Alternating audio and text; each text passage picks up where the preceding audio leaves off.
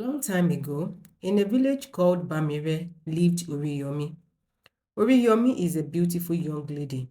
She is the epitome of true African queen.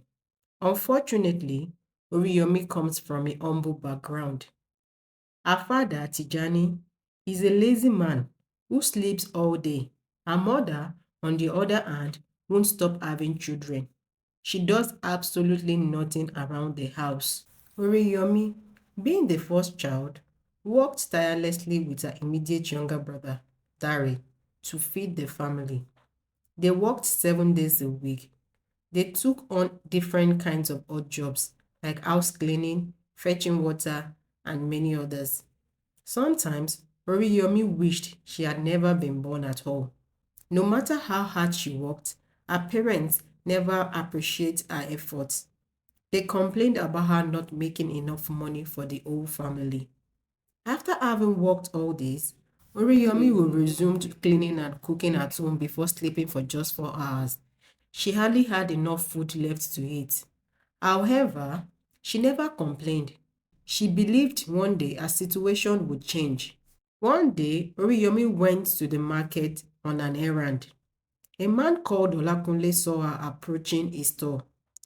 He couldn't resist staring at her. Oriyomi walked into the store and requested for the price of a cooking pot. Olakunle found his voice and responded, "It is 2 cowries." Oriyomi bargained for a cowrie. He agreed and handed her the cooking pot. When she was about leaving, Olakunle said, "Pardon me, young lady. Do you live around here? And what is your name?" Oriyomi informed him that she had come from a nearby village on an errand. She also told him her name and hoped to get discounted prices for future purchases. She left the store after that. A week later, she arrived at home from work. She found the man from the market and her parents having a conversation outside their home. She wasn't sure if it was the same man from the market. Oriyomi and Dare greeted their parents. Oriyomi was asked to sit with them. She was informed that Olakunle had come to ask for her hand in marriage. She asked how that was possible because she hardly knew the man. "I don't know him. I do not have any emotional connection with him, nor do I desire to be married anytime soon," she said. Her father said, "It has been decided." He informed Olakunle to come with his family within a month time after he had fulfilled his promises. Olakunle took his leave soon afterwards. The next day, after Oriyomi arrived from work, her parents informed her that Olakunle had promised them a new house and bags of cowries in exchange for her hand in marriage. Oriyomi laughed and said, "I know you would reject this outrageous offer, father, right?" Her father replied, "I would be a fool to turn down such an offer. He was sent to us by the gods to relieve us of our poverty. You will marry him, Oriyomi." Oriyomi wept and pleaded with her parents not to engage in such acts. However, her father said, "You are the eldest of 8 children.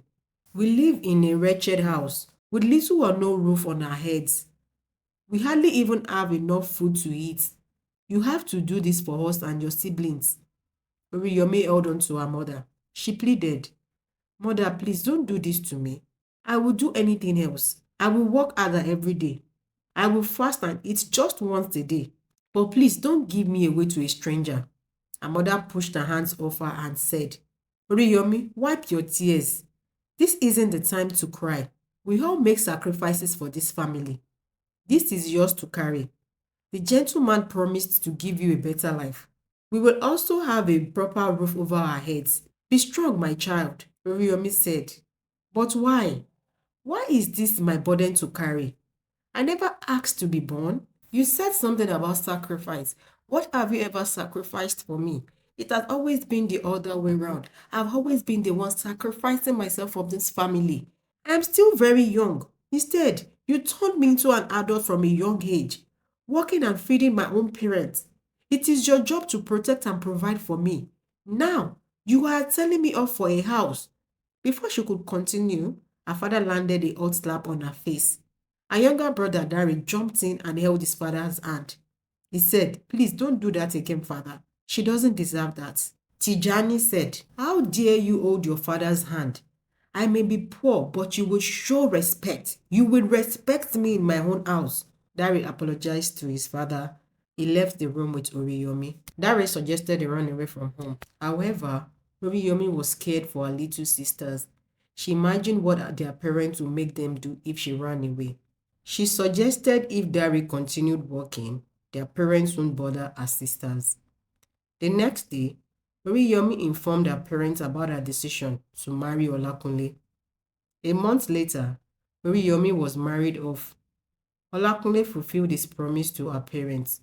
He got them a new house and gifted them with bags of cowries. On her first night in Olakunle's house, after a long day of marital rites, he made Oriyomi cook and clean the whole house before going to bed. For a whole long week, Oriyomi was not allowed to leave the house. Everything required for cooking or needed in the house was made available by Olakunle, and days turned to weeks, weeks turned to a whole month. One evening, after serving her husband dinner, Oriyomi asked Olakunle if she could go back to work. Olakunle replied, "Is everything you need not provided for you? There is food in the house. I have gotten you more clothes. What else do you need?" Oriyomi replied, "I can't always remain indoor every day. It can be very lonely and depressing." Olakunle said, "You will remain indoor like I said. If you need money, ask me. You are my wife. I own you, and whatever I say is final." Oriyomi replied, "At least let me come with you to your store. I can assist you. After cleaning the house and cooking, I have a lot of time and nothing else to do. All I do is stare at the wall. I am losing my mind. Please, let me come with you." Olakunle called her all sorts of unnecessary names. He said she just wanted to parade herself around the village for other men to see.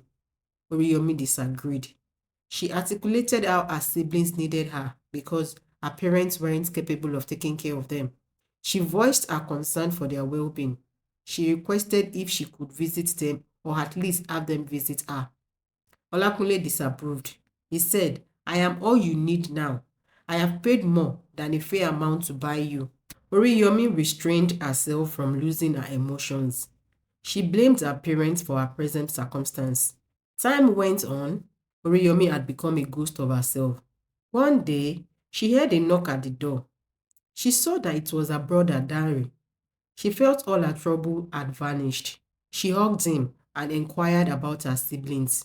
Dare explained how their parents had lavishly spent all the money they had gotten from Olakunle.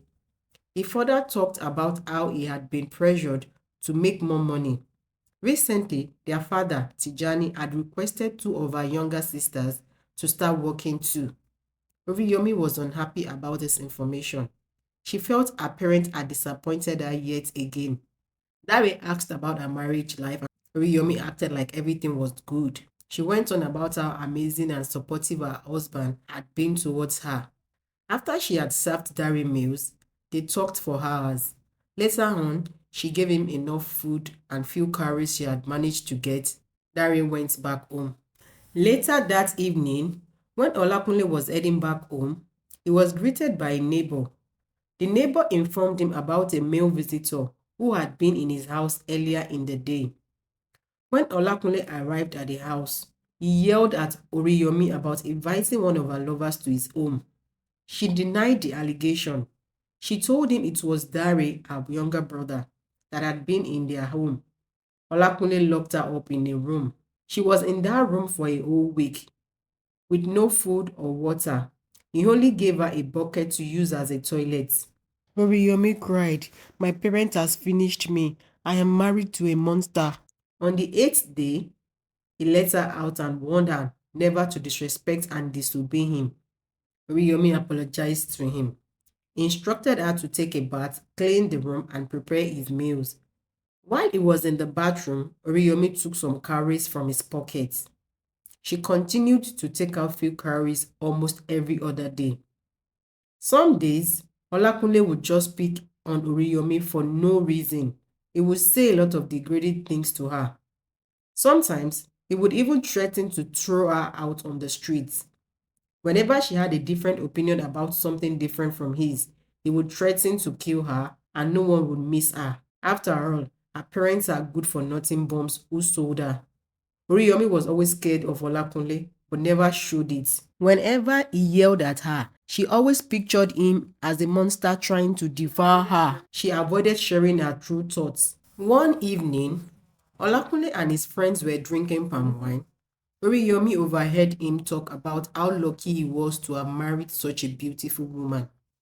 She heard him say that men like him could only marry women like Oriyomi in their dreams. And that's why he has been locking her up to avoid other men from stealing her. Oriyomi said, Olakunle is an insecure monster that enjoyed transferring his frustration on me. Oriyomi thought, I know what to do. 6 months later, after Olakunle had left for work, Oriyomi packed few of her clothes, some food wrapped in banana leaves, coupled with the cowrie starched.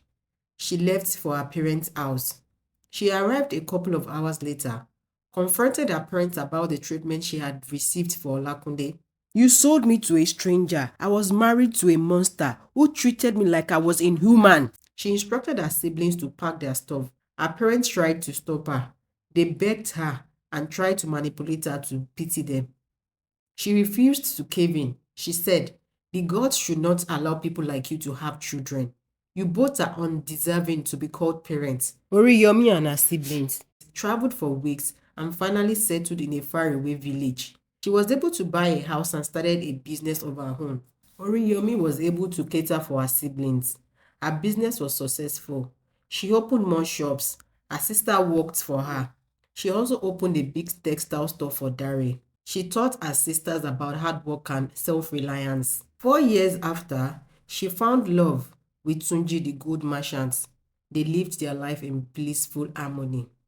The moral of the story is that children should not be allowed to take on parental role at a very young age because it causes a lot of psychological damages. Do not have more children if you don't have the financial resources to cater for them. Thank you so much for watching. See you on the next episode. Odabo, the end. Thank you so much for watching.